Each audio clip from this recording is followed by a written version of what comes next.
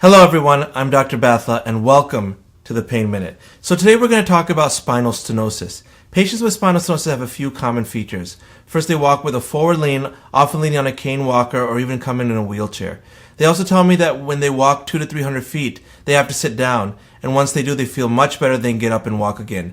The pain usually goes across the back, but can go down the legs as well.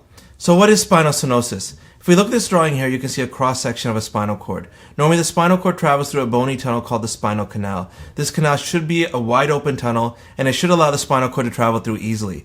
In spinal stenosis, that canal can be tightened by a few different things. It could be a disc that is bulging into the canal. It could be a ligament in the canal that has thickened and is taking up more space. Or it could be the joints that are growing into the canal.